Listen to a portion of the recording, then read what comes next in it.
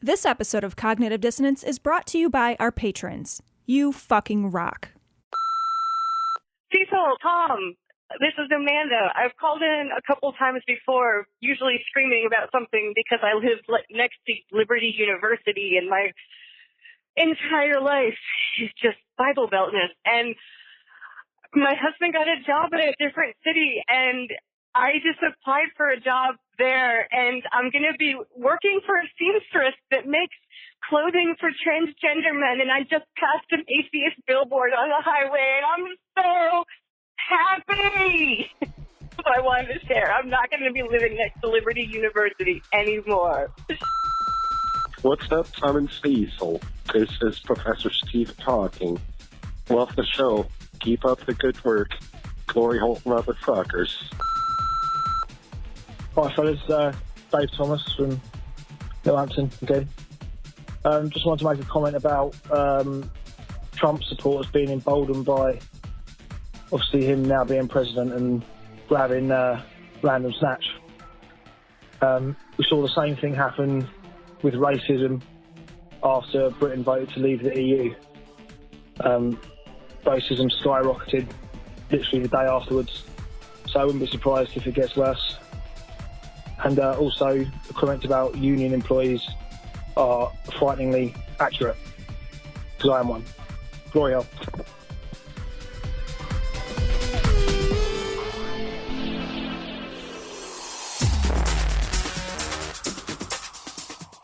Be advised that this show is not for children, the faint of heart, or the easily offended. The explicit tag is there for a reason.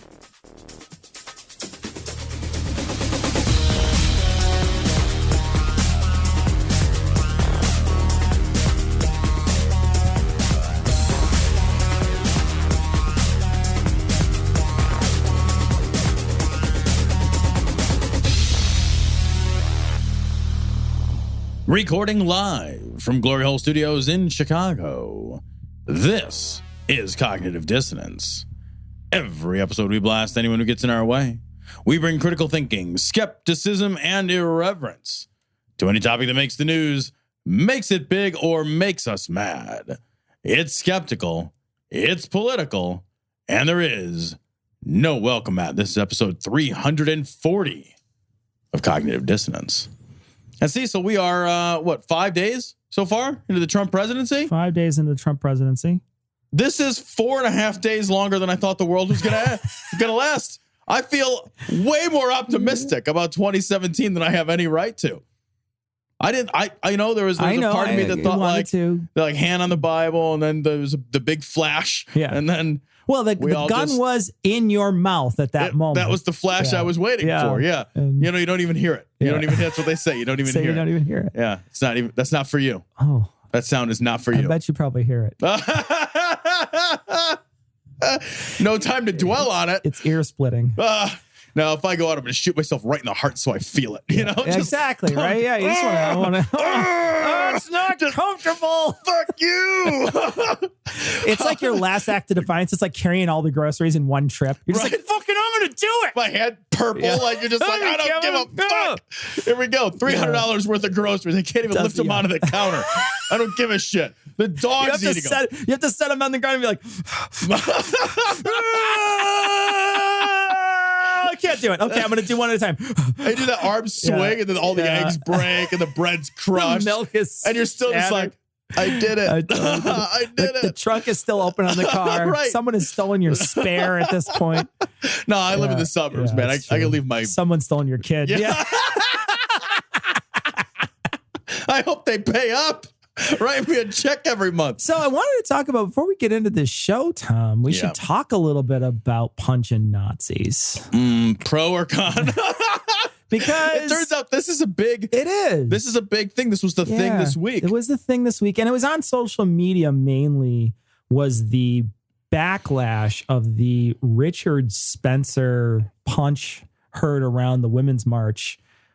He got decked by some guy who just sort of ran by and punched him in the face. And it was more of like the hedular region, because a blow kind of glanced all weird. Yeah, it was a weird glancing blow. Yeah. So let's talk real quick about what, because there's been some sort of back and forth, and a lot of people coming out and being like, no, it's fucking, that's fine. Like, punch the fuck out of any Nazi you can. Right. Nazis are horrible. They should get punched. Thomas did a whole show on this, but I did want to weigh in because I think I have a little bit of extra insight that they really didn't touch on. Okay. I want to talk first, though, to say, this is something Eli brought up, and I think it's valid.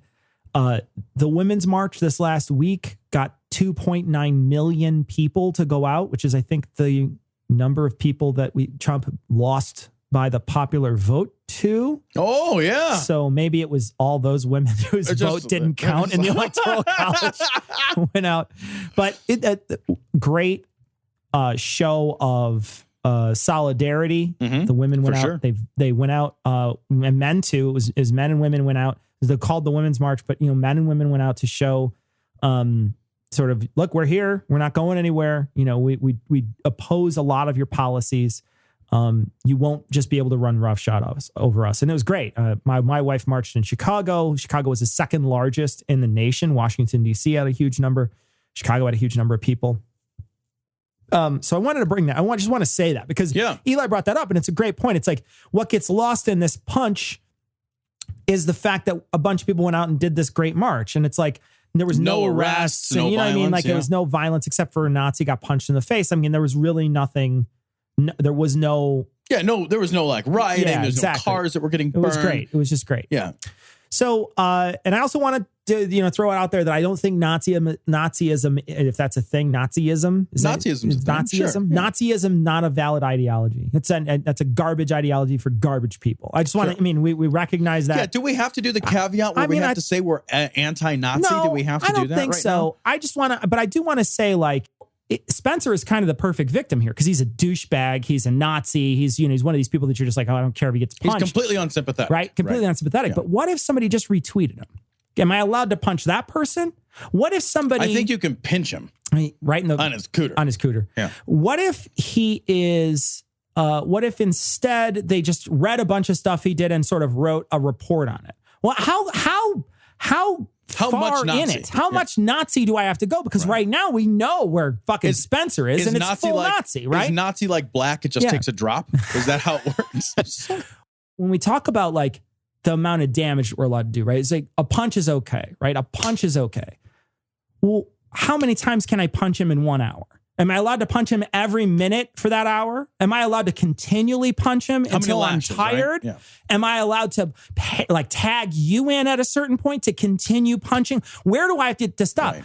Do we get to line up and punch him? How does this work? How do we get to decide this? Because we're deciding if it's okay to punch Nazis, then is it okay all the time every time I see one? Is it like slug bug? Like every time I see a Nazi, I can punch somebody? Where does it end? Yeah. And the thing is it doesn't start. For me, it doesn't ever start. You don't ever get there because you never start there.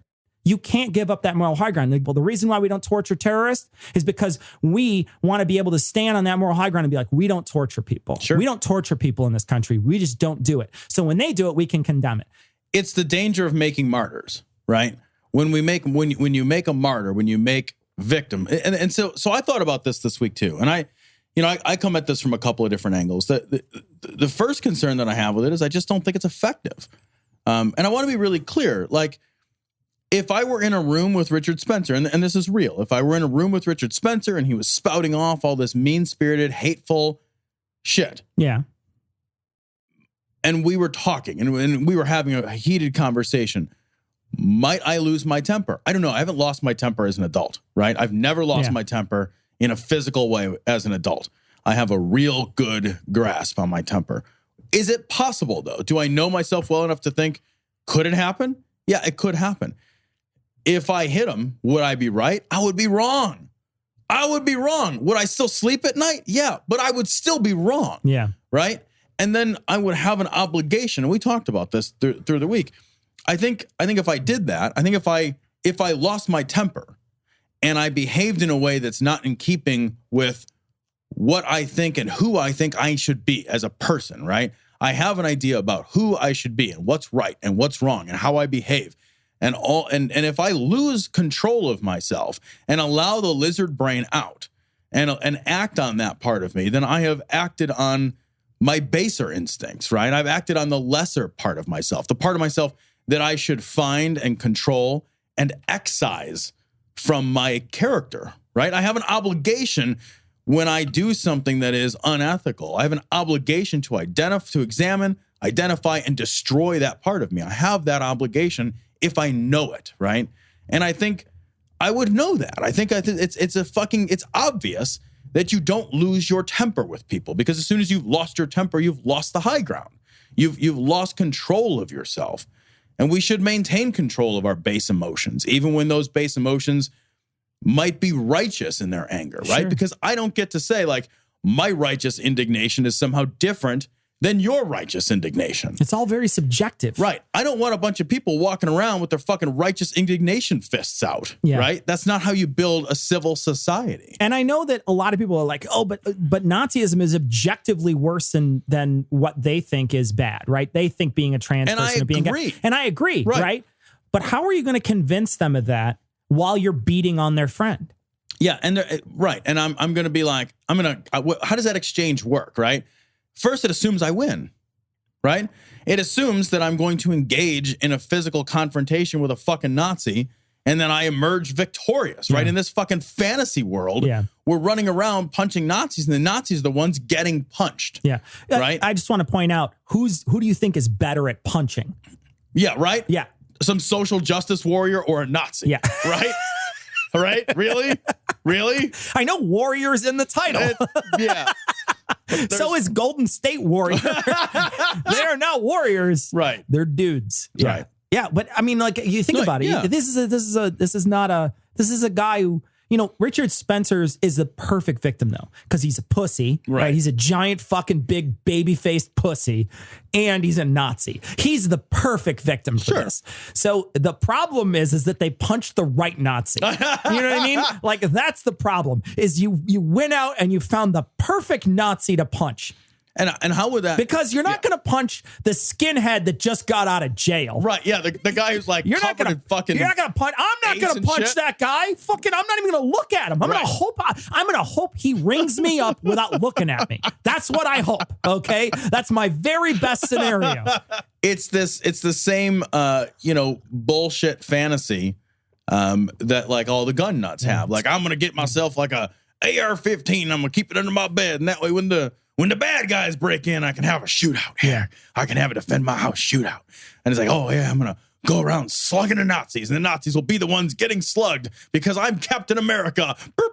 It's like, really? Yeah. Because probably not, So I haven't punched anybody in 26 years. Yeah. The last time I struck somebody with my fist, I was 18. Yeah. So it's been a while, It's been right? a while, yeah. So, yeah, but 20 years, yeah. Yeah, right. So I'm not running around fucking slug bugging folks, right? Like it's a self-defense issue at this point in your life, right? And that's something I agree with. Yeah, that's something I agree with, right? Same here. Yeah. Somebody threatens me or my loved ones, and then like absolutely, fucking absolutely. Yeah. And then there's just the efficacy of it. I don't believe it's efficacious to our cause, right? Yeah. If we're going around hitting Nazis, then we have to have a fucking debate about whether or not we should have done this. Yeah. And now there's two sides, and now we have division. There's no division if you don't hit the Nazi. Well, and everybody hates the Nazi. It's not like everybody's like, hey, man, whoop-de-doo, we were let's already rock on with the same Nazi. anti-Nazi side. We all dislike the Nazi. Right. It's not like Richard Spencer was going to get anybody from our side to be like, yeah, that guy's pretty cool. Right. So we create division on our side of the anti-Nazi movement. Like, we need division there, right?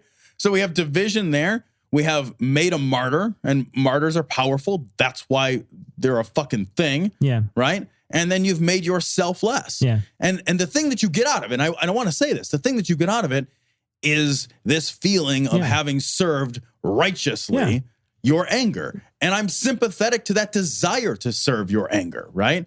I fucking totally get it. Like, I'm a real angry guy a lot, and I would love to give voice to that violence sometimes. There's part of me that would love to do that. Absolutely. Right.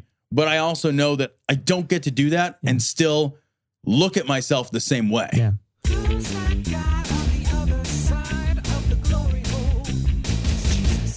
Well, for fuck's sake, this goddamn story. This is from The Independent. Father and son. So it's a family thing. They're a duo. It's a family.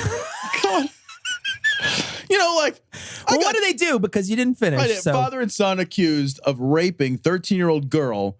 They only want to be judged by the laws of the Bible. And I thought, you know, of all the books that you're going to choose, sure. You know, I thought, what other book could they have brought in to maybe make their case? Like Beowulf? The Joys of Sex? The Joys of Sex. Well, Kellyanne, I'm just saying, the Kama Sutra. You're like, I don't know, page 12, the Jungle Book. You know, I mean, just. I want to read a piece of the Bible here. Okay. This is Deuteronomy 22, 28-29. I don't know how to say that in Bible speak. But that's what here's how you say it. Deuteronomy, a bunch of numbers. Who fucking cares? If a man is caught in the act of raping a young woman, now they have to make sure that it's a young woman. If it's an old woman, they don't give a shit. A young woman who is not engaged, he must pay 50 pieces of silver to her father. Then he must marry the young woman because he violated her, and he will never be allowed to divorce her. And all this guy has to do is prove that he took 50 pieces of silver from one pocket and put it in the other pocket. Yeah. Yeah. Because that's sad. So it's a good book to go off of, I think. What an amazing book. Yeah. He's just going to show up and be like, look, all right, fine, I'll marry the bitch. What do you want from me? Yeah. Sorry.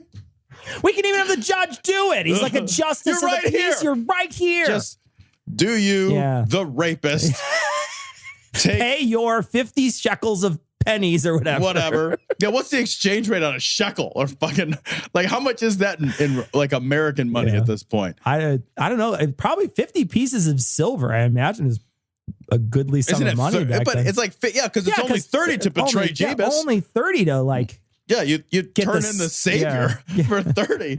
So it's a good chunk of change. Turn Jesus into Jesus jerky. You know? You got to get a title loan on your Prius or something.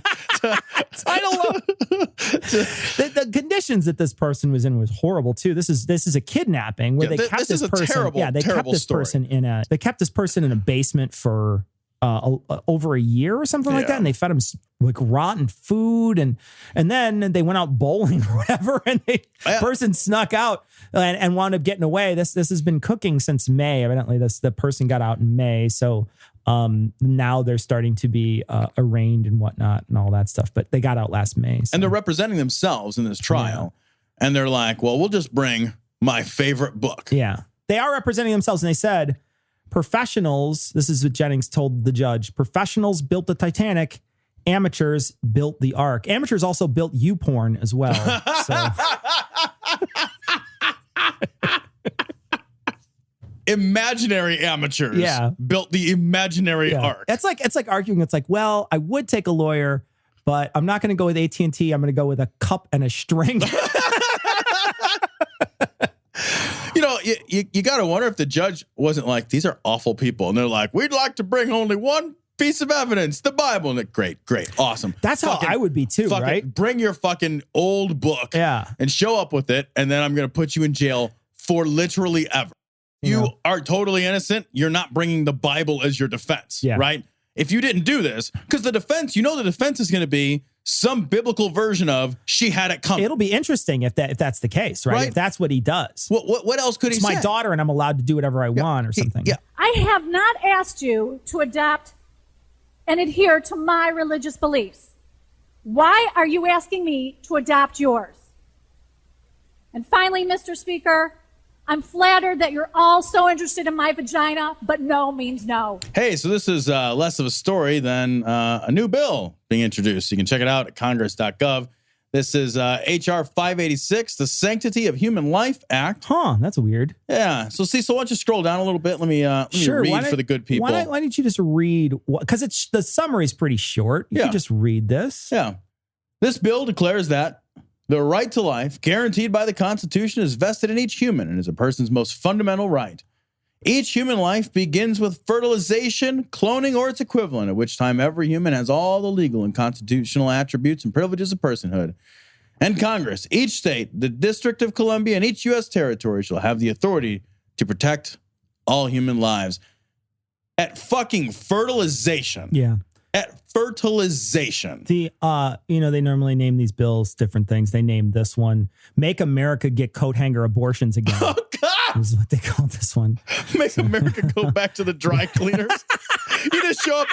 Something shady's going on when you show up with one shirt. It's like, no, I need like 6. I just have one today. Coat hangers. That's $1.79. I just Actually, need one. Is this blender on sale? Make women fall down the stairs again. Oh That's a good one, right? Punch your wife in the stomach again. Make women drink bleach again. Oh God damn it!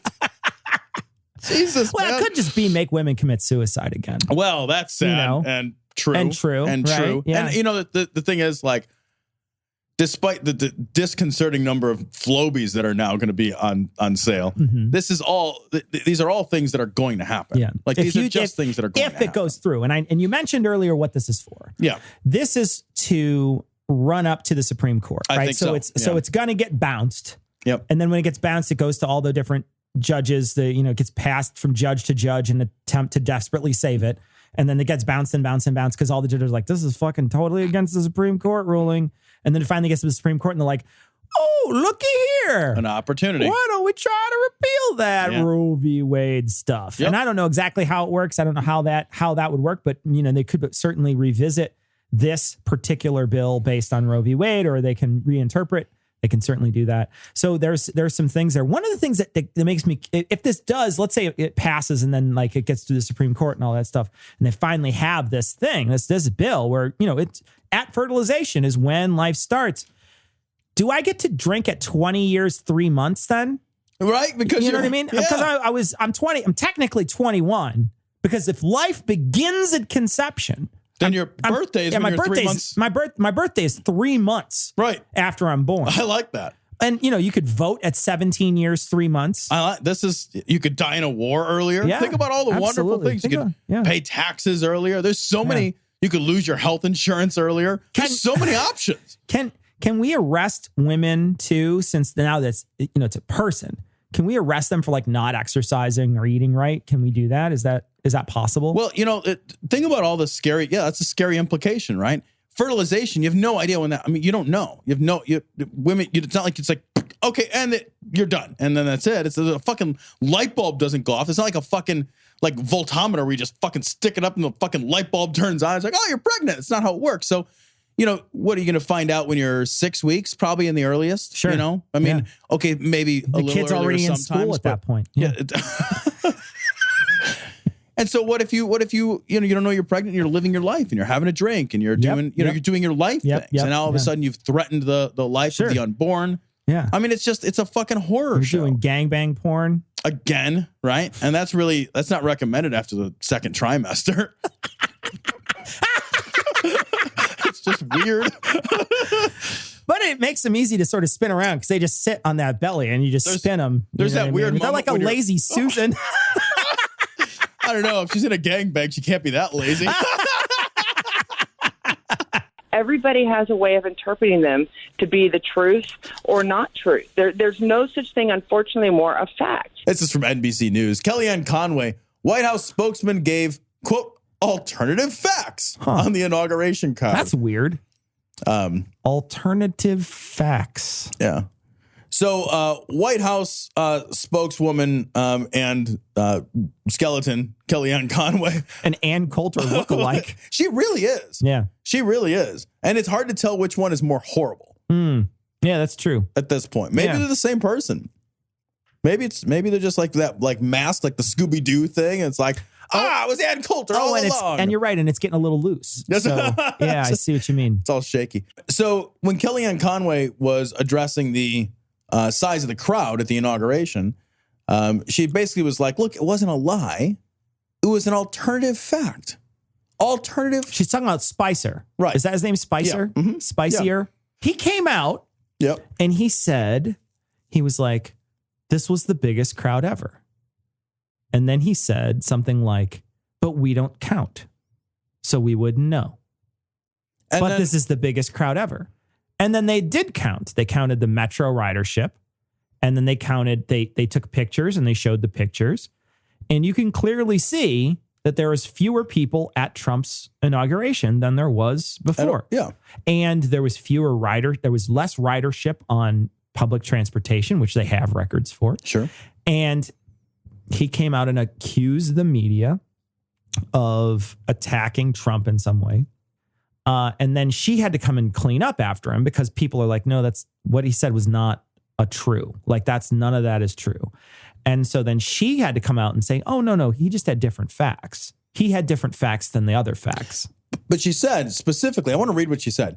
When she was cornered on Meet the Press about this, she said, you're saying it's a falsehood. And Sean Spicer, our press secretary, gave alternative facts to that. We are in a world right now where we are actually having people come out and use the words alternative facts as if because we're in this post-factual world and we're even pointing it out. Yeah, now we're just saying pointing it out. Yeah. Now we're just like, that fucking literally doesn't matter if it's true. Yeah. It doesn't matter. We're just going to use a different set of facts. That's an astonishing admission of Orwellian doublethink. What we need to pay attention to here is that while this doesn't matter, right? This particular thing, the inauguration numbers don't matter. Yes, it doesn't matter. It's a useless thing. Yeah. But what matters is that they're priming the pump for this to happen later for shit that does matter, right? So we can't let them do this. We have to push back every single time, because if we just wave this off as, that it doesn't really matter. Who cares about the inauguration numbers? The inauguration numbers don't matter. It doesn't matter whether Trump won or not. We've got to be careful that they don't keep doing this to us over and over and over again. We've got to push back to this. Every single time we have to push back. Well, and look at George W. Bush's presidency, right? As a great example of why facts matter. George W. Bush sent us to war in Iraq. And think about the fucking carnage and havoc and chaos and mayhem that ensued as a result of bad information. If we are in a position where we're willing to accept just the premise, the fucking idea that facts don't matter, that being lied to doesn't make a difference, that the honesty, the transparency that democracy requires in order for it to really be true democracy, in order for the government to be answerable to the people, if we take all of that and we just fucking throw it away so that we can have alternative facts, so we can decide that opinions are the same thing as truths? Yeah. Are you fucking kidding me? We already got into a war on that shit. We got into a war that we're still fucking in.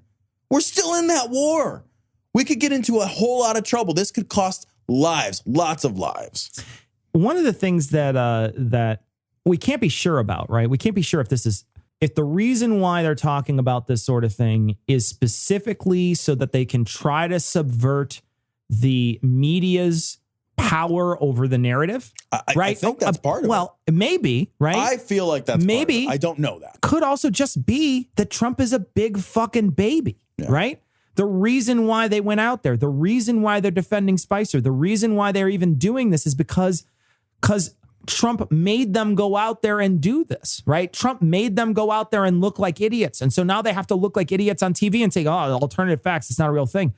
So I don't know what's happening behind closed doors there. I don't know if there's, are they all sitting back with their monocles and their fucking mustaches and they're twiddling them and they're like, we're going to subvert the media? Or are they saying, like, is everybody scrambling when Trump walks in the room in rage to try to placate him because he's mad like a big giant orange baby that he didn't get the ratings he wanted?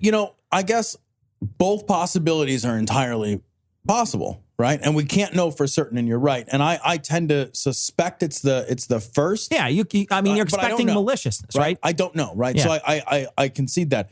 But I guess, the other thing that concerns me is I don't know how much it matters. It doesn't. I don't think it matters as much. It's not a huge deal. What worries me is that the end game is that we are eroding the quality and the power of the Fourth Estate. Yep. The Fourth Estate is the watchdog of democracy, and we've basically said they don't matter, pull its teeth out. Yeah.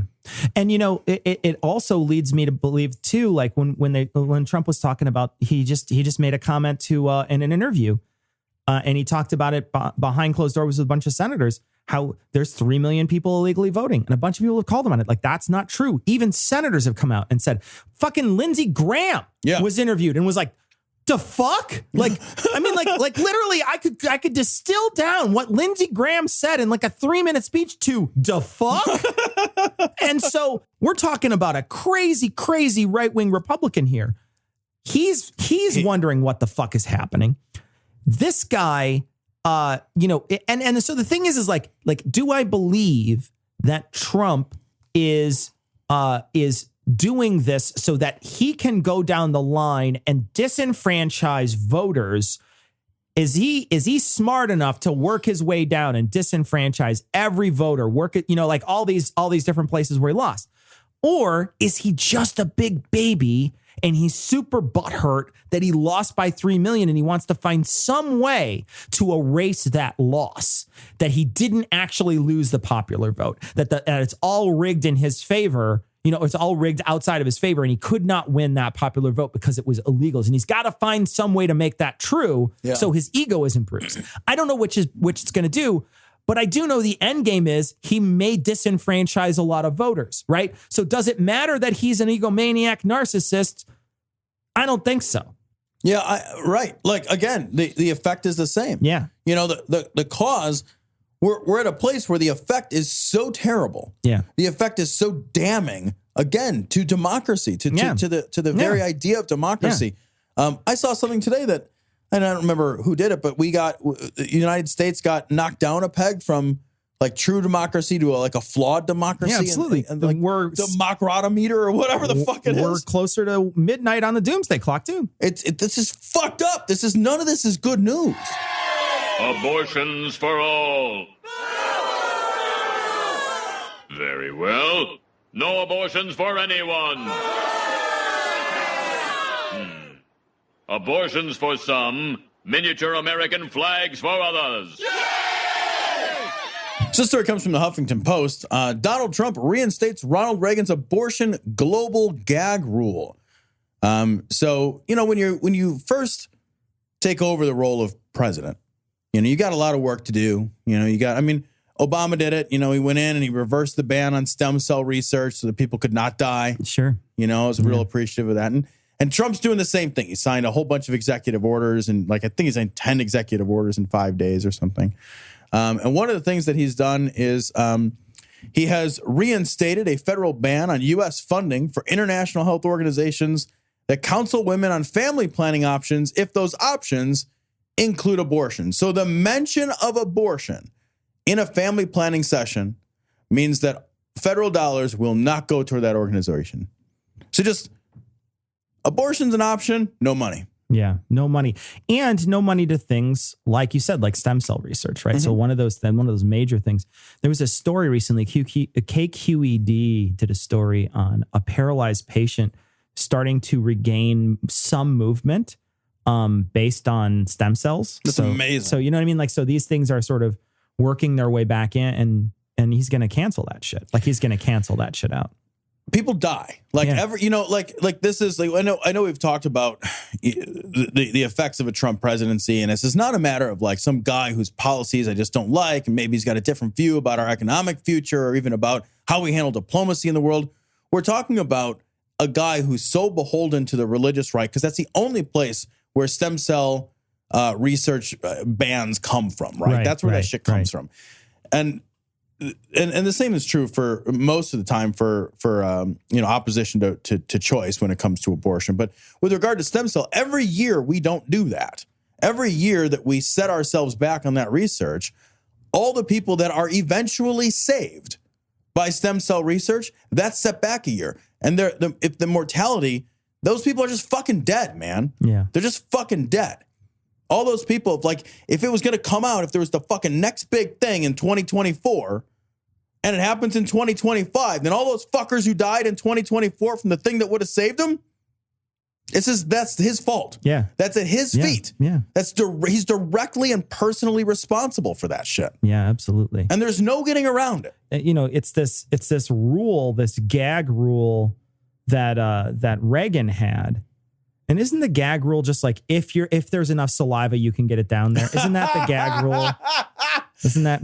You know, the gag rule typically is 1 or 2 gag, fine, but by the 3rd, she's going to puke And on you know, it. if Pull it out. if these women could just work on their gag reflex, they wouldn't even need abortions. You know, the thing is, like, by the time you hear the gag, you got to let go of the back of her head. You know, it's just fucking polite. That's when it's polite, right?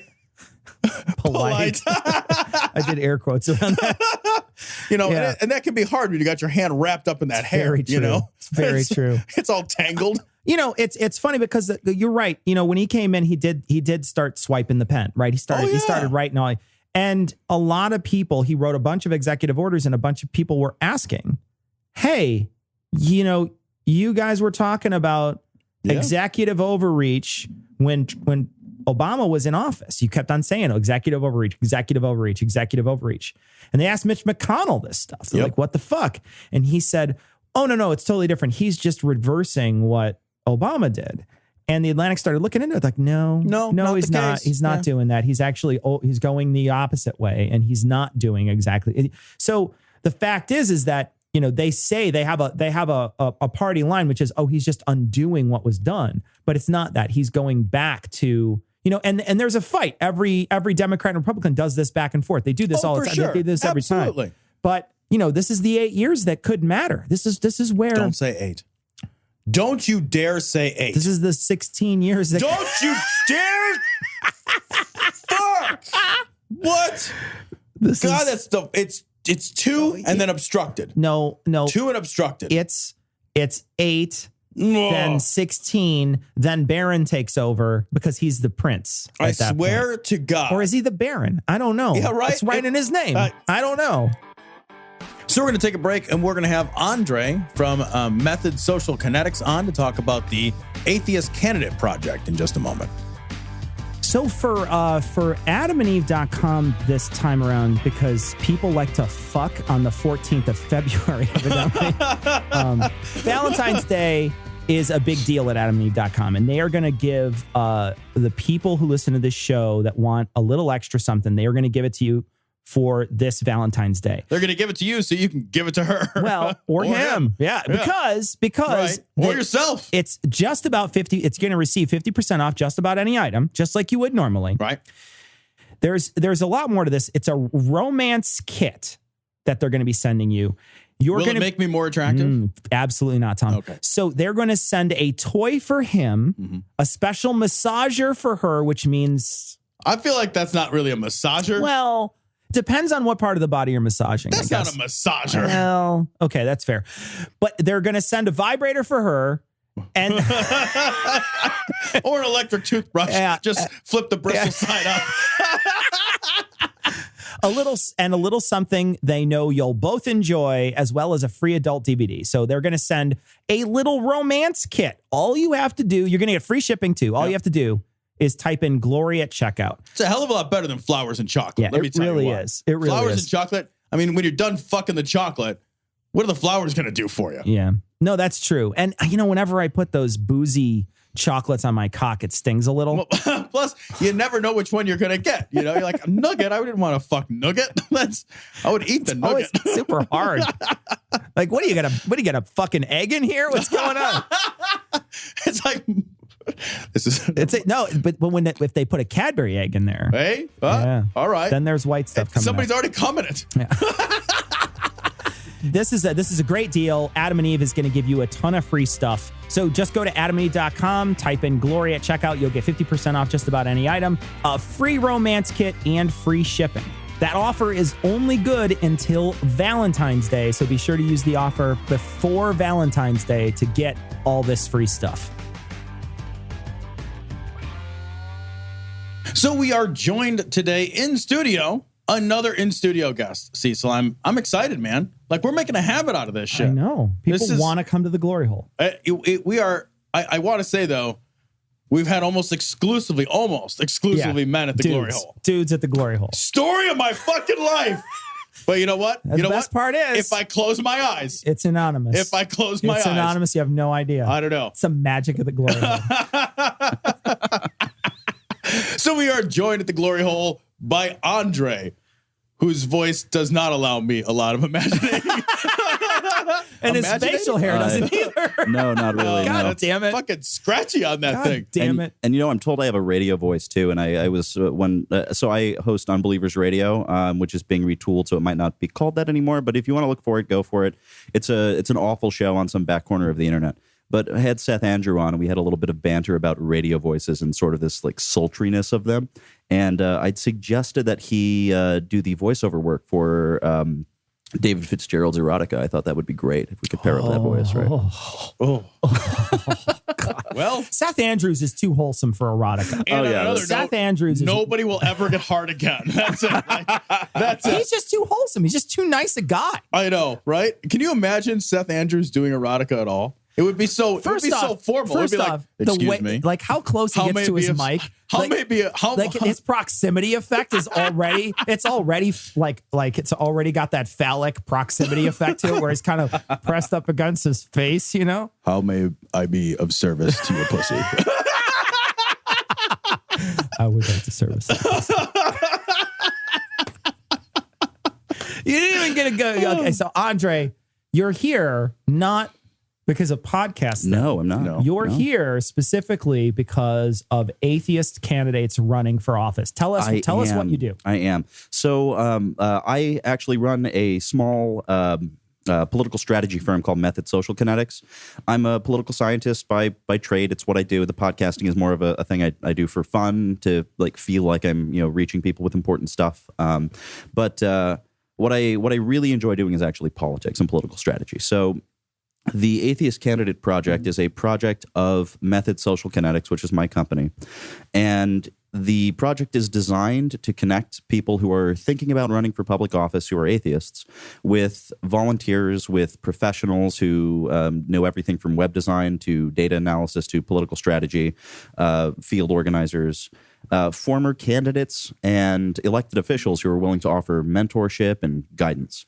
So one of the biggest obstacles I think that atheists face when considering running for office is the fact that they don't expect they're going to have a support structure. They think, it's guaranteed I'm going to lose. Well, in Arizona, we proved that wrong this last cycle. We had 9 atheists running for public office. That's a lot of dog catchers. 9 of them. Wow. That's a lot of dog catchers. That's amazing. Well, Did they catch a lot of dogs? Mostly in positions. Mostly in positions. Duck catchers. Mostly in positions that matter, actually. So the you're going to get hate mail from dog catchers. I'm going to get hate. So Andre at methodsk.com. Feel free to send me your hate mail.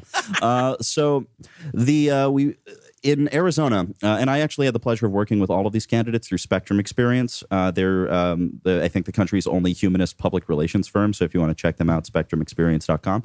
But we were working with all of these candidates when I was their operations manager, and several of them actually won their seats.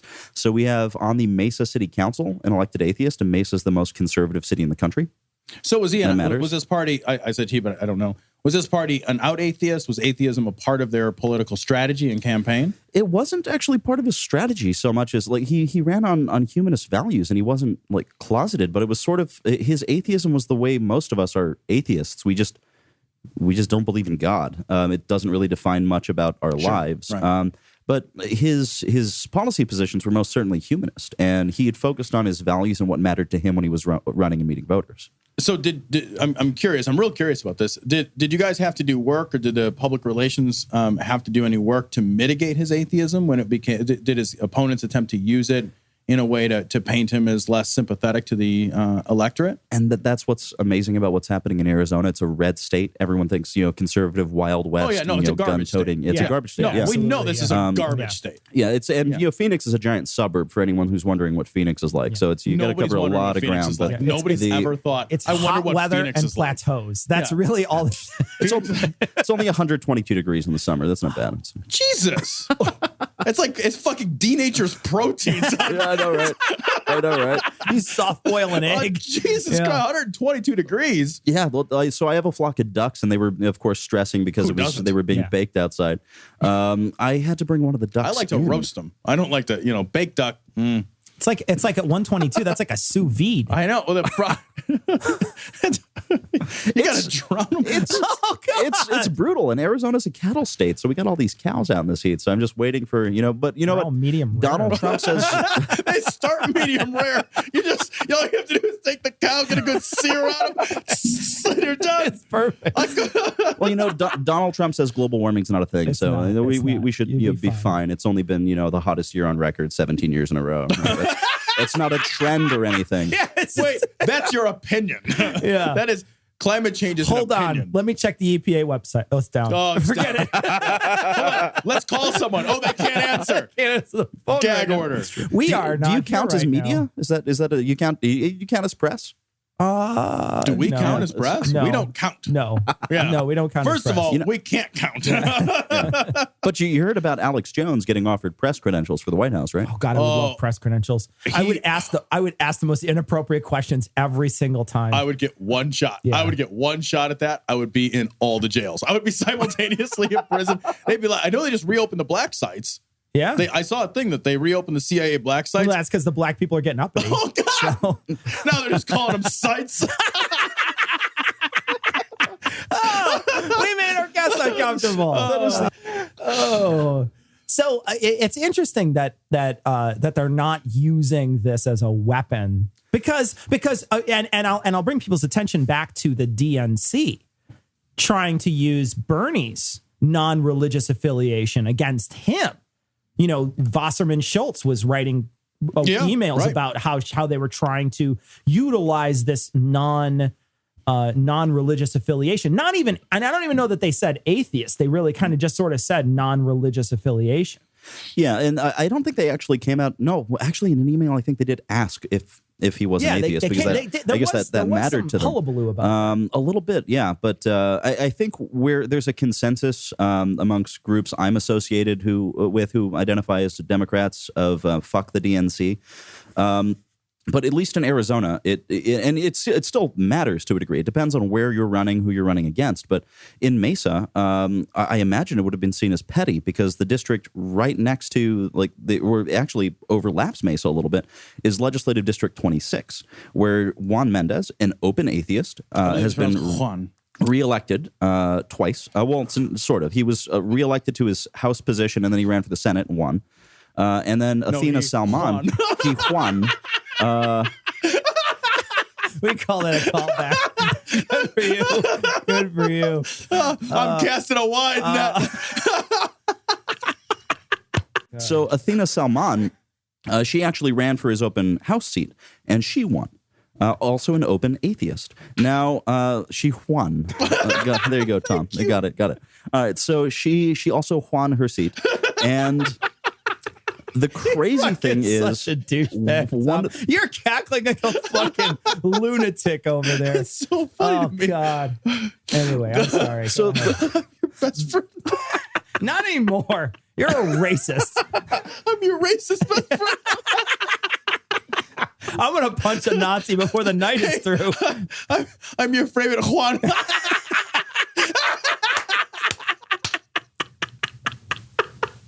This poor guy is so uncomfortable. I feel bad. No, he's not. I feel bad.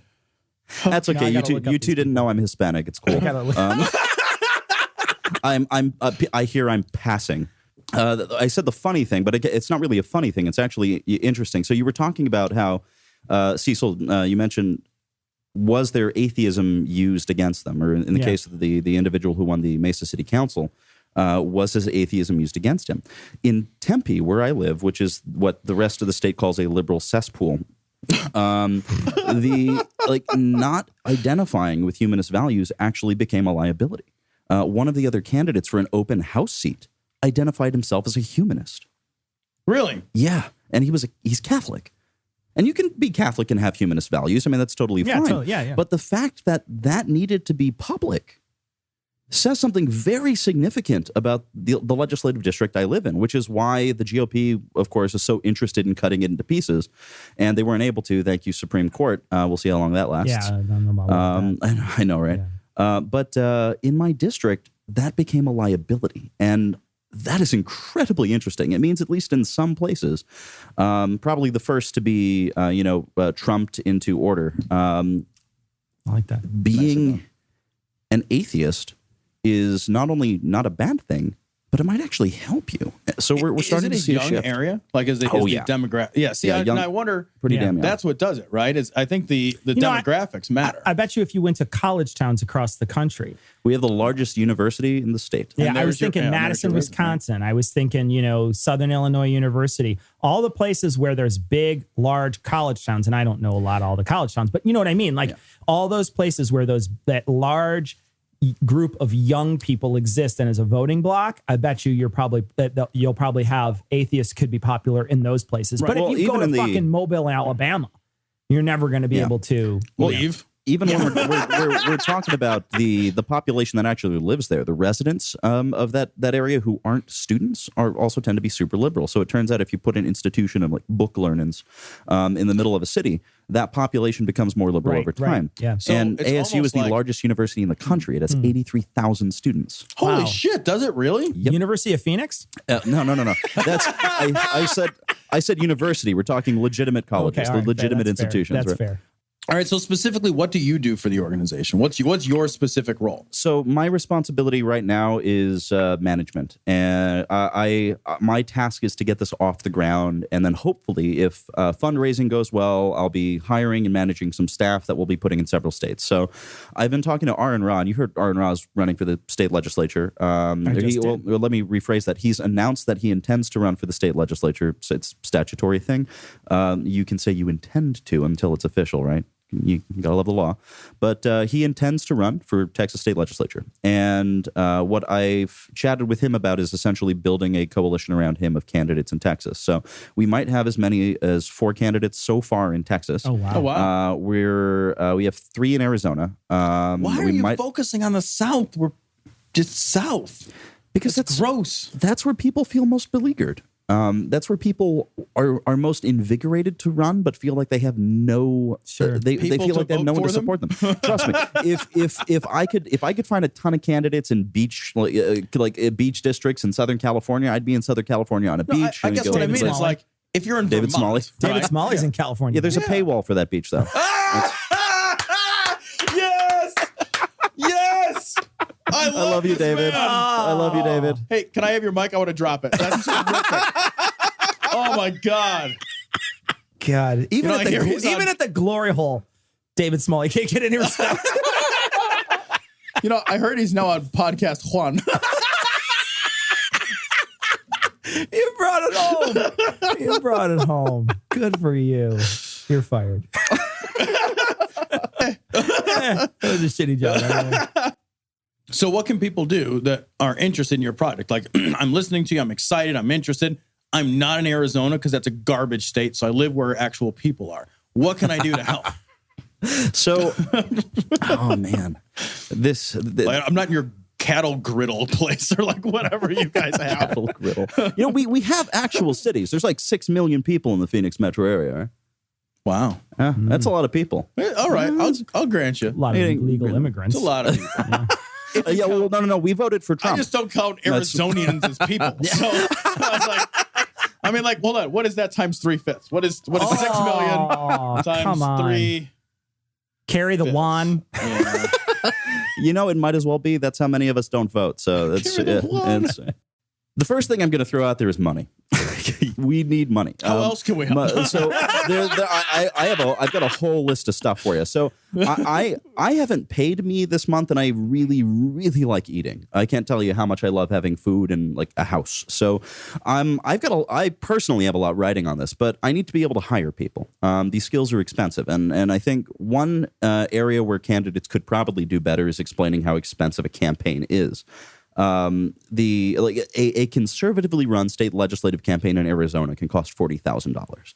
They're not cheap, and that's for a state legislative position. We're talking graphic designers, web designers. You need to pay field organizers. You've got to be able to pay for yard signs, which are not cheap, road signs, online advertising, video production, photography. There's a whole bunch of skills in there, and I realize we think we can pay photographers with exposure, but I mean that Walmart doesn't take that anymore. Right.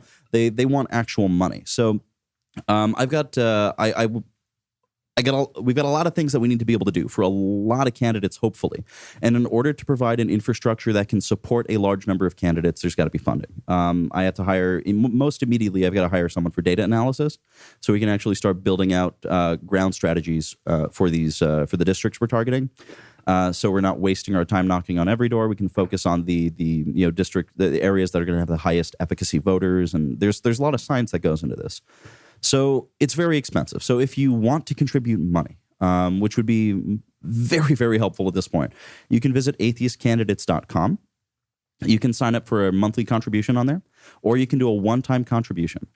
If you don't want to contribute money, or you can't contribute money, and I completely understand because I can't contribute money to anything right now. I get that. If you could share it online, just put it on your social media, that is free advertising. That would be incredibly useful to the campaign and super helpful. Now, beyond that, if those two options don't work for you, or if one of those options works for you, but you want to do something more, you can actually sign up to volunteer. So let's look at a state where we don't have any atheists who've indicated that they're running so far. Illinois.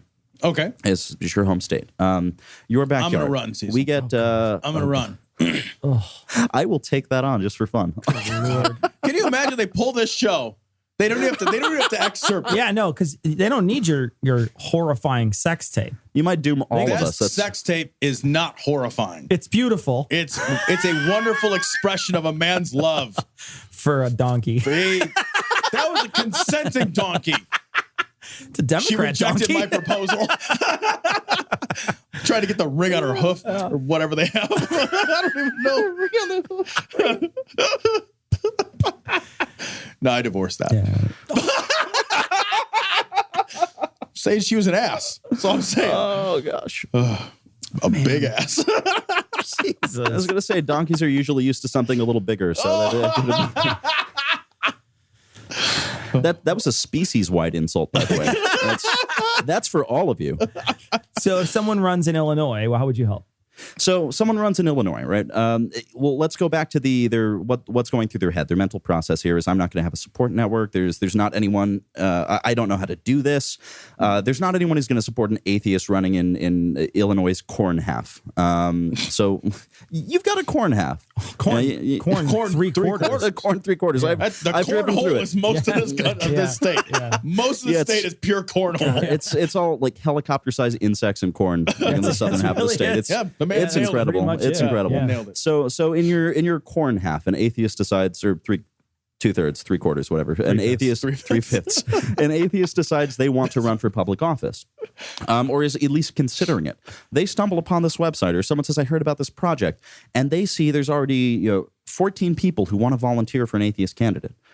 There's already 6 professionals in Illinois who are willing to put in work on an atheist campaign. We have 3 former candidates and elected official who want to provide mentorship and guidance to someone who wants to run for public office in Illinois. That barrier to entry is gone. It's made it that much easier because they don't have to do that groundwork. And that's the whole idea. The great thing about this is a lot of this work can be done remotely. If we only have one person who runs in Illinois, people in Arizona can make phone calls for that campaign. Yeah, for sure. Even if you just had Juan running. Person running in Illinois. If people were going to find out where would they find this? Where would they find you on the web? So that's going to be atheistcandidates.com. Well, thanks so much for joining us today. It was a really very informative. I hope that more atheists start to run. Oh, absolutely. And you know what? Atheistcandidates.com. I'm going to throw that out there again. If you want to volunteer, if you're a professional who has any skills that could be useful to a campaign, we're looking for you, and you can plug in even how much you charge per hour and let us know so we can connect you with folks who will give you money. Former candidates, current elected officials, let us know. And if you wish to remain anonymous, just put that in a note on the form at atheistcandidates.com. We'll be happy to make sure you stay anonymous while you're helping to narrow that gap of representation in Congress. More atheists do need to run. Most can't even climb a full set of stairs. So this is an important cause. Thanks for joining us. Well, thank you for having me. I appreciate it. They can only climb one set of stairs. Okay, they claim they're feminists, but what they actually are, they are sexualists. It has nothing to do with empowering women anymore. We earned the right to vote. We have equality in the workplace. If we don't, we can fight that on a one-on-one basis. But everything they're about now is kind of about from the head down. It has nothing to do with women's brains or their hearts. This story is from Right Wing Watch. This is Rick Joyner. Women's March was a blatant manifestation of the Jezebel spirit. Not again. Not again, Cecil. Rick Joyner, here we go. I think it was a major revelation that the day after Trump took office, that what I think was one of the most blatant manifestations of the Jezebel spirit. What the fuck is the Jezebel spirit? How many different spirits are there in this guy's fucking world? The Jezebel spirit is what you give a girl if you want to date rape her. It's a. Don't ask me how I know that. This drink is called like a fading sunset or something. Yeah. It's got gin and Jezebel spirits. We call this one the lights out. Ever would manifest in our country.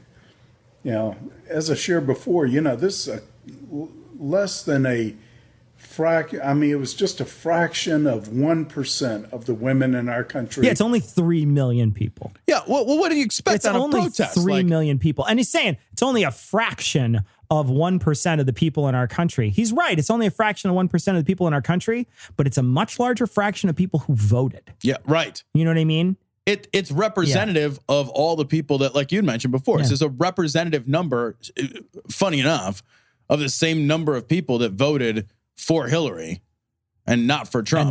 Right? Yeah. So there's no way to minimize 3 fucking million people. I mean, he's going out of his way to try to do it. Right. But it's kind of like when we make fun of the 1 million moms. Yeah. Because it's like 900 moms. Yeah.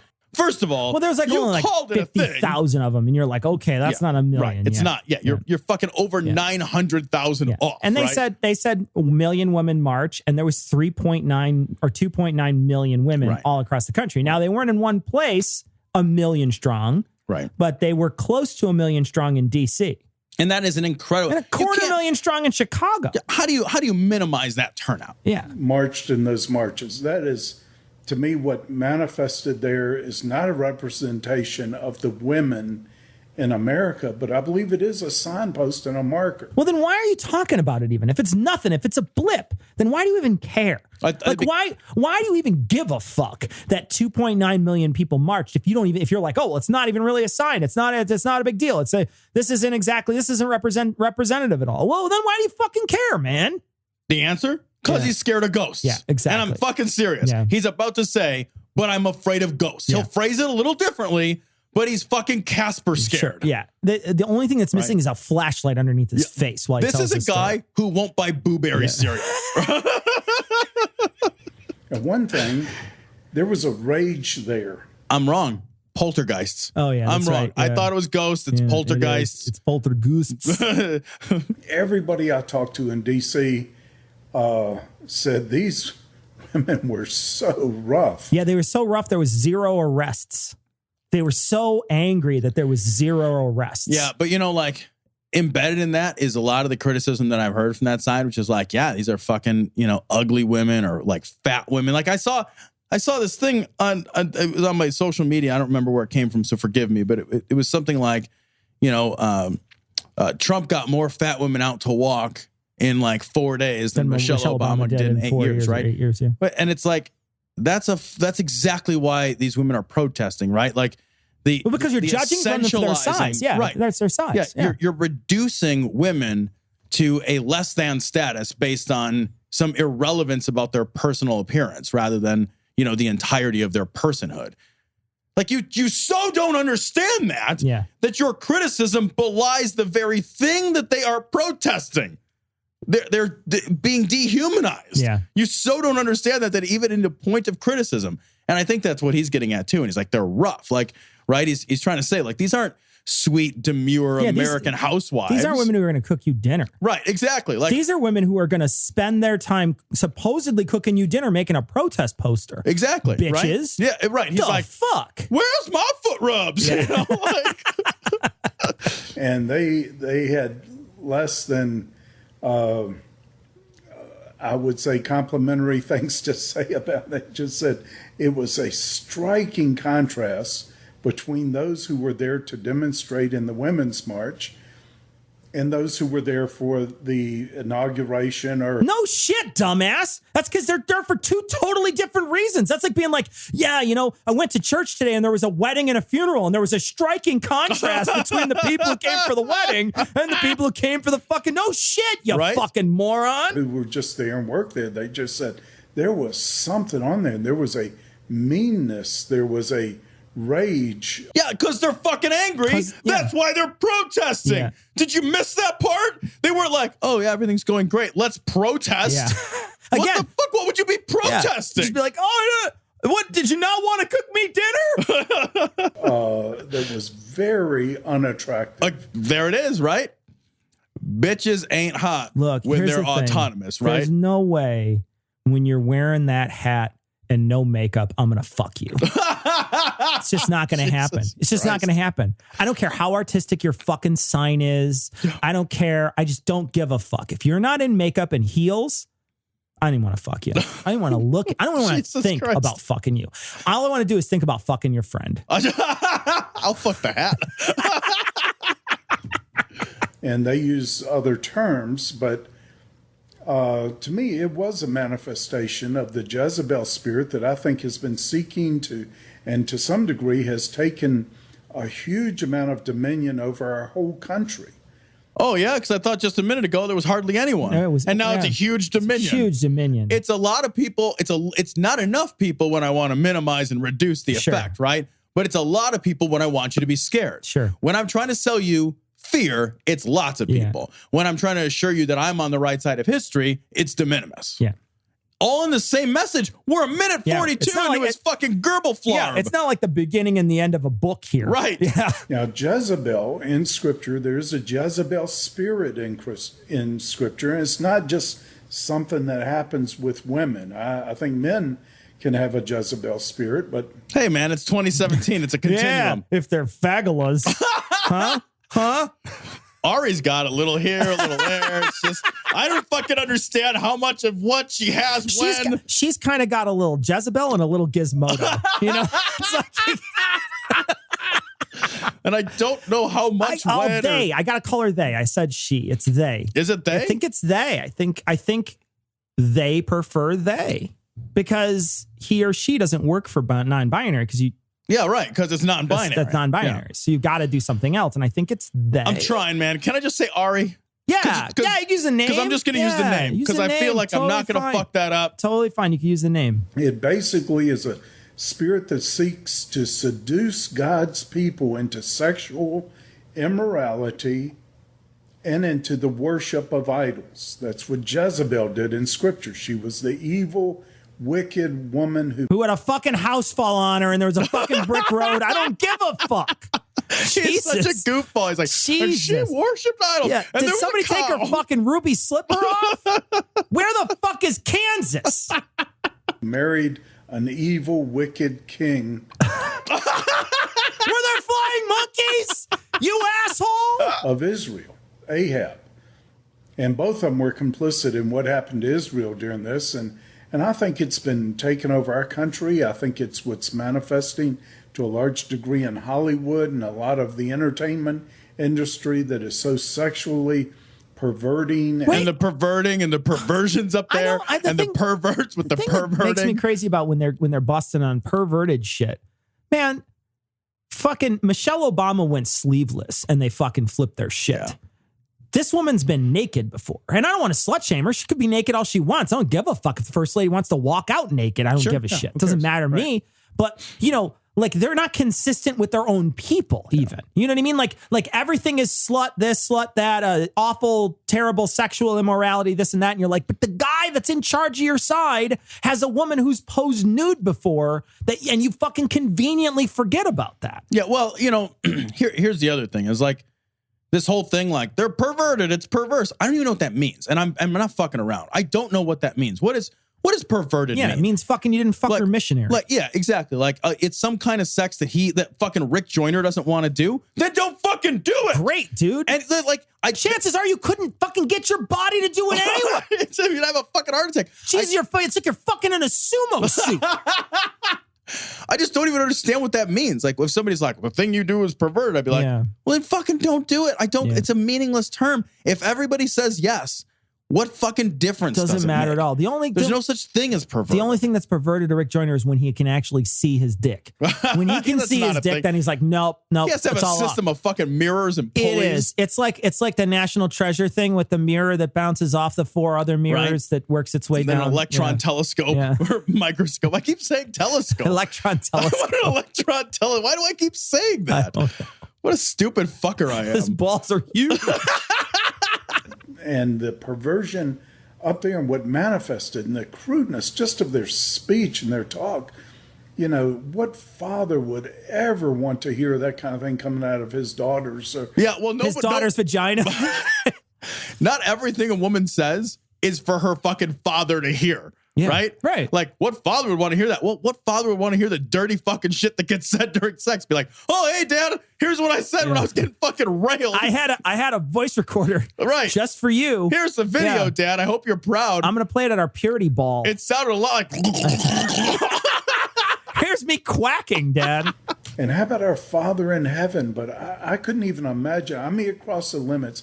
Look, I was in the Navy. And I fuck like 4 dudes. Not everybody in the Navy fucks dudes. Most of them. I have heard stuff. I've been in locker rooms. I've heard a lot of crude talk.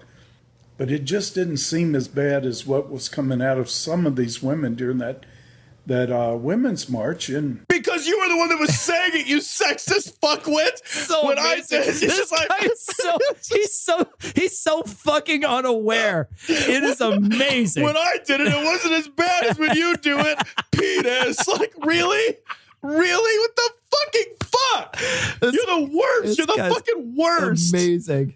He's so unaware. He has no idea of what he's saying. So unaware. It's outstanding. God. In D.C. Now, why was there such a rage? Well, because they're mad that their rights are being trampled on, and the president treats them like second-class citizens and brags about sexually assaulting them, and treats them like you're treating them by dismissing them because they're not pretty. Right, dehumanizing. Yeah. Like, are you kidding? He dehumanized 4 or 6, like a bunch of women when he said they weren't pretty. Like he does it all the time. He did called Hillary a nasty woman. And he also talked about like how ugly all the people's wives were and things. Like he's gone on his way to do this. Like he's.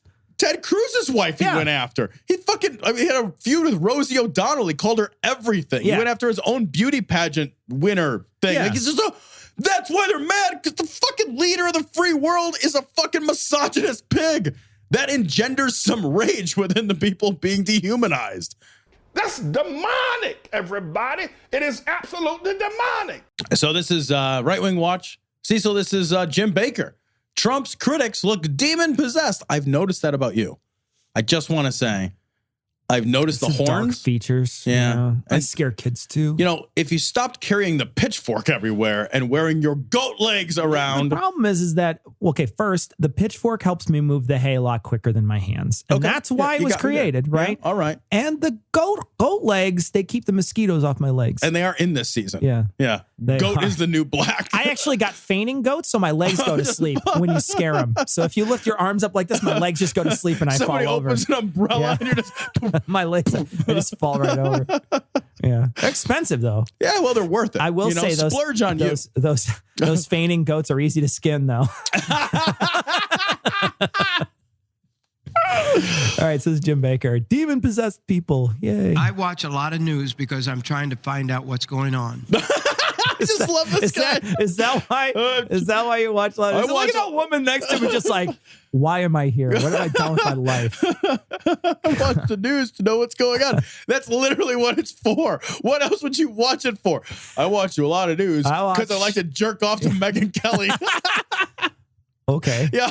No, that was a statement of fact. I was like, I'm right there with you. That's good. Yeah. Is she on? I've run through a lot of TVs. Have you ever looked into the eyes? Speaking of eyes, he has like fucking Sharky deadlights. Like his fucking like look at his eyes. Like you couldn't have more beady, black, terrifying pig eyes than this guy. Like this guy he's like a fucking bat. He does. He does not have human eyes. He really doesn't. He doesn't. He really you ever watch doesn't. Supernatural, like where the eyes just they flip black and the fucking demon comes out? He's right there. He's fucking right there. He totally has a flip top eye. Yeah. Of some of these people, even the Republicans that are so mean right now. Did you ever see so many mean Republicans? There really is. Don't forgive. Forgive me, but I'm telling you. Look at the audience. The audience. They've never showed the audience before. Hold on. Now there's 2, 4, 6, 8, 10, 12, 14 people in this picture. They've never showed the audience. That's a pretty big. I think that's a lot of size of the 14 people. You think that that's about 14 people that show up? Dude, they're all sitting at fucking bingo tables or whatever. They're all on their rascal scooters. They're all 100 years old. There is no one in that audience. There is no one in that audience that could walk a mile. Yeah, there's nobody in that audience that doesn't dye their hair. Right? Well, the ones that still have some. Well, the bald lady in the front doesn't dye hers. She's super bold. She's super, super, super bold. Sorry. I should be making fun of cancer patients like that. She's growing her one hair out. She's adorned it with one big giant scrunchie. This is the most elderly, obese group of people I have ever seen. You're an old group of people that's really concerned with food. I think this makes sense. That's kind of his demographic. I just think they should make the buckets smaller. Can you picture any of these people picking up a 5-gallon bucket of something? No, I can't. It can't happen. They would all of their bones would break simultaneously. Their spine would shoot out their back. They'd be like,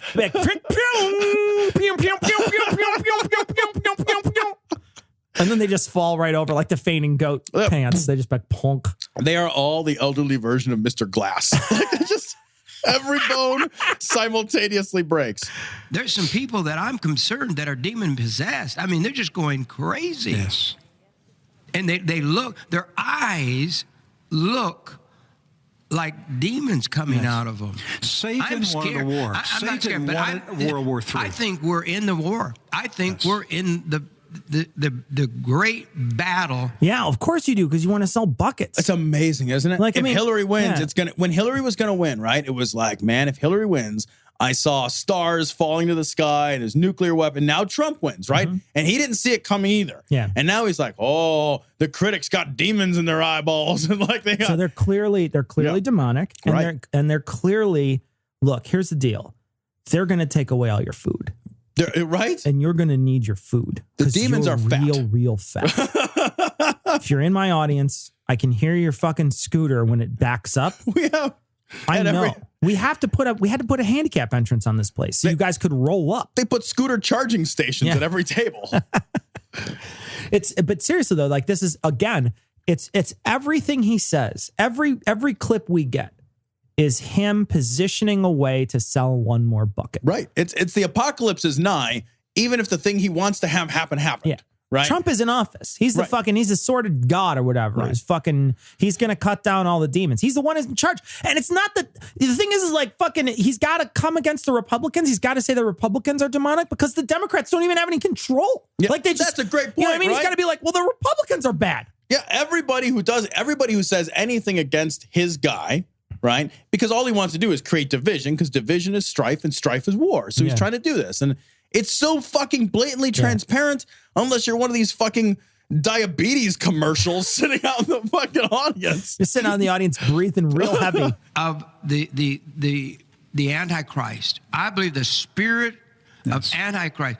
Now, if you take like 1 part spirit of Antichrist and 1 part spirit of Jezebel. Yes. And then you put a little bitters in it.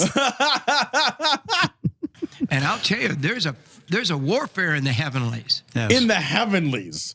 Where's the war going to take place, folks? Oh, it's up in the heavenlies. Where's that? I made it up. The heavenlies? It's not even in heaven. It's in the heavenlies. I love the look of glee that came across your face when he said the heavenlies. Like, oh boy, the heavenlies. Oh yeah. Yeah, it's the heavenlies, Tom. The heavenlies. That's a new show on the fucking CW. Okay, it's actually what it is. Actually, it's an award ceremony for in heaven. It's just like, and you, Archangel Gabriel, you win the heavenlies. It's just like a stick with a halo on it, and then God, Jesus, you win every year. God, let one of us win. Leonardo's up there. He's like, fucking, I never win. There's a controversy about whether the Heavenlies are racist.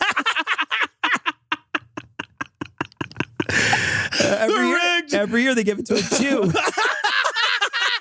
The Jews control the Heavenlies.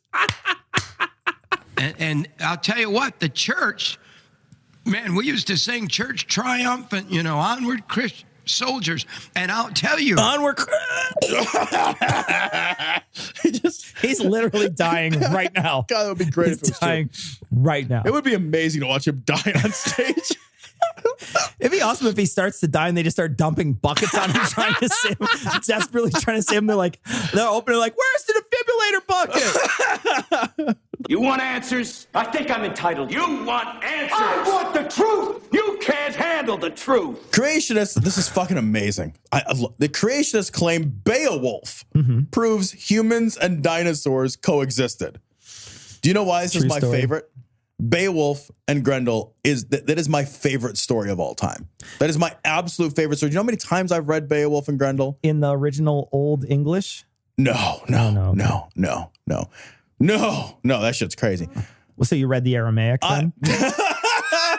I fucking love some Beowulf. I have so much love for Beowulf. And then John Gardner's Grendel is my absolute favorite book. So when I found this, the idea that you would use the fucking epic poem Beowulf? Are you fucking kidding me? It's a fucking epic poem about fucking Vikings fighting monsters, and then you fight the monster's mom, and then a dragon shows up. Wait, so what do they mean, though? Dinosaurs, and why do they think that we coexisted with dinosaurs? Because of dragons. So there's a dragon in Beowulf. Okay. And they're saying, look, there's dragons in these old stories. So because there's dragons in old stories, therefore dinosaurs. So he says dinosaurs went extinct after they left the ark, after the flood. We had an ice age. We had radically all that water different. had to freeze. I got chili. Some creatures. I had to put y'all on ice. I want to have a barbecue. Some creatures weren't able to adapt, but most creatures in the world would have some legend about. Most cultures in the world would have some legend about dragons, and these dragons are actually a good description of dinosaurs. The Chinese, for example, their dragons are depicted on scrolls pulling the chariots of emperors because emperors had dragons, which are dinosaurs. And there was a story called Beowulf in which the king slays a dragon. Not even true. And The this king doesn't happened slay the dragon in Norway. And this person says, so you take Beowulf to be evidence of dinosaurs existing? Yes, Snelling said. It was an eyewitness account. Okay. Cave paintings prove that bulls are lopsided. It was an eyewitness account. First of all, you got the story wrong. But hold on, though. Pinocchio's an eyewitness account of a mannequin coming to life. I've seen that movie. Gary. Mannequin. I'm looking right at you, Gary. I remember that movie. And when you're here alone, mixing late at night, sometimes Gary comes to life. And his mouth stays open just like that. That's want to talk about a gag order. Oh, my God. Woo! What's up, Gary? I don't need all that room.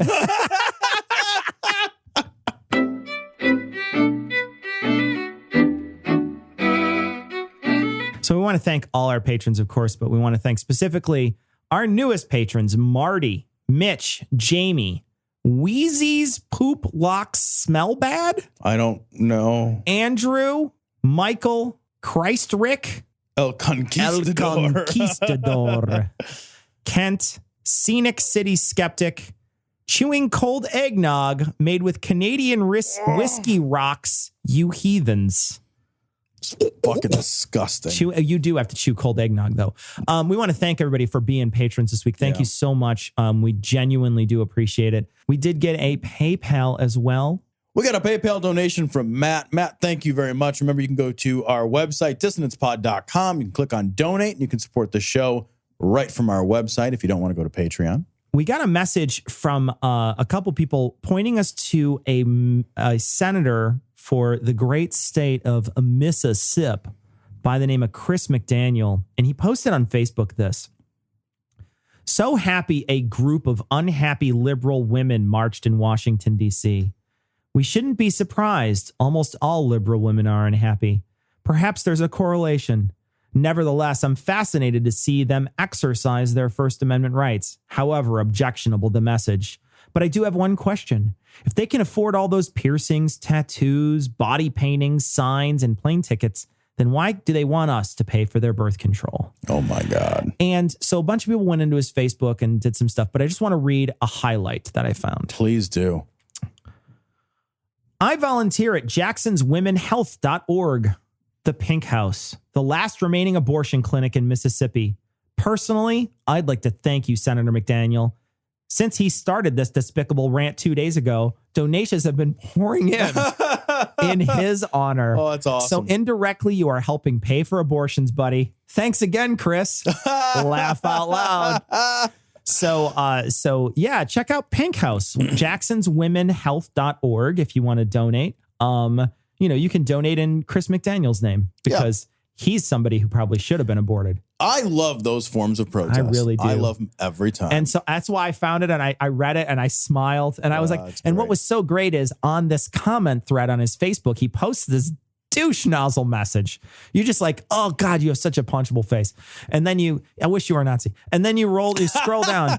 We'll get you scroll down. Actually, kind of is a Nazi. And then you scroll down and you look and this guy posts this. And then a bunch of other people are posting, oh, where is it at? Oh, do you have a link? And he's sharing the link. That's awesome. And so on his page, there in real time, he is facilitating abortions on his page. They Good should for you. snap a picture. Thanks, Senator Chris. Thank you for facilitating abortions, you fucking nozzle. All right, so we got a message from Elvis. Elvis sends his regards. This is from Trump's inauguration speech. We, the citizens of America, are now joined in a great national effort to rebuild our country and restore American carnage. It's awesome. The Bible tells us how good and pleasant it is when God's people live together in carnage. We will get our people off of welfare and back to work, rebuilding our country with American hands, American labor, and American carnage. We will bring back American carnage. This American carnage. American carnage. Carnage. Carnage. That's great. I would totally have a show called This American Carnage. I think that's great. That's a great bit. Thanks, Elvis. So we got a message from Jared. Tom, this is for Camp Quest. Camp Quest. For our Midwestern listeners, registration for Camp Quest Michigan is now open. We recommend registering early to ensure you get a spot. You can register at michigancampquest.org. We'll post a link to on our website. Not from the Michigan area, you can also find a local Camp Quest by going to campquest.org. So you can find this on this week's show notes 340. If you're interested in Camp Quest, we wound up raising quite a few dollars for Camp Quest while we were on David Smalley's podcastathon. And I will say, I'm personally thinking of sending my son to Camp Quest in Michigan, as a matter of fact. We got this is awesome. This is great. This is from Bill, and Bill sent in this. I'll put this on this week's show notes. This is from Grub Street. It's an article, and it says a nation's pizza chain has introduced the Alternative Facts 0-calorie pie. Oh, and it's so great. It's a beautiful looking pizza that evidently has 0 calories as long as you use Alternative Facts or that's so great. Alternative Fitness Pal. Yeah. So. There's been a bunch of marching lately. There's going to be a march here in Chicago on tax day. I know that. And there's a bunch of other marchers that are planned. But we got a message from Keith. And Keith said that there was a Facebook group that blew up in a few hours about scientists marching. So we'll put a link to this story. It's from the Washington Post. But it looks like scientists are going to be marching on the Capitol recently. I think that's great. Gag orders against all the different major science organizations in the country by the president. A bunch of rogue Twitters popped up. Just boom. Yeah. They were like, hey, you can't talk. And it's like, well, this isn't official. But it turns out I'm a fucking human being and I can do what I want. I do what I want. We got a video. Should I play this song? It's really funny. It's pretty great. Okay, I think you should play it. So this is Death Metal Rooster. This is just amazing. This is one of those things that I put my head down and laughed until I cried over this. So this is Death Metal Rooster. I'm going to play it. You can watch the video. The video really doesn't have much different than the actual song here that I'm playing for you. Okay, I don't know how well you can hear this, but my washer is making a beat. It's not just a rhythm. It's a beat.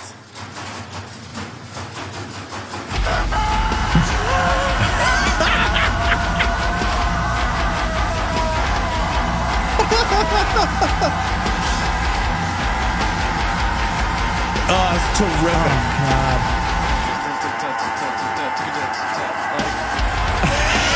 That rooster is fucking metal. That rooster has got some pipes.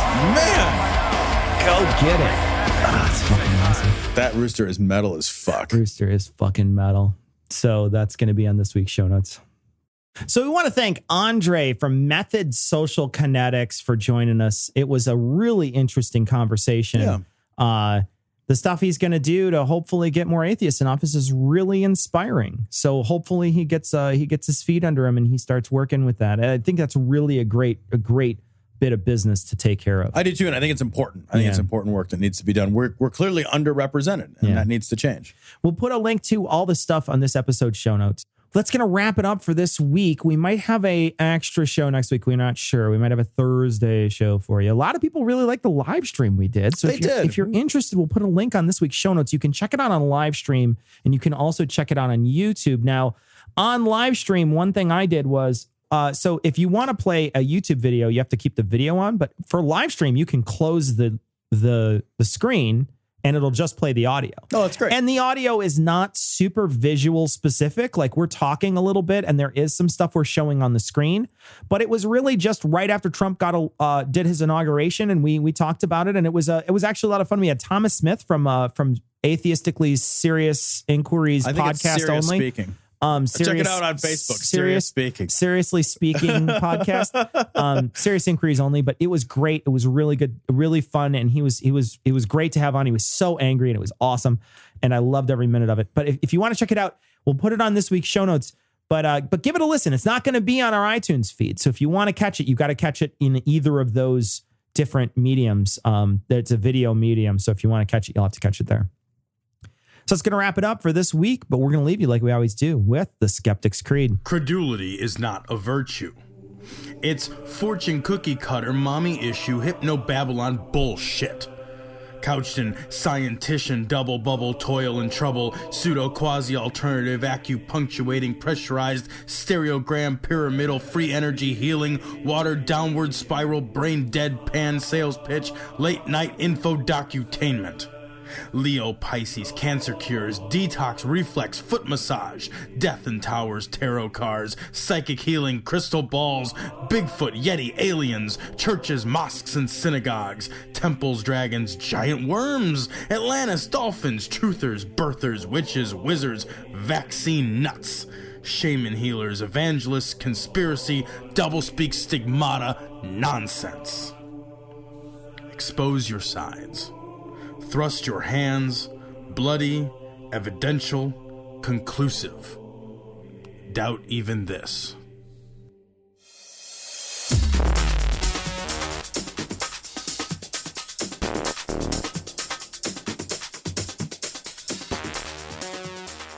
The opinions and information provided on this podcast are intended for entertainment purposes only.